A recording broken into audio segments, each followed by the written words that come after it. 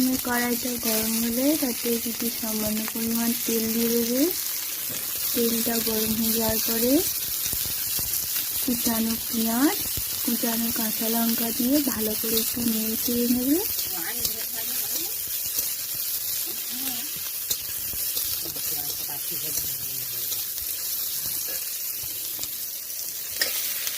তারপরে তার মধ্যে কাঁকড়াগুলো দিয়ে দেবে।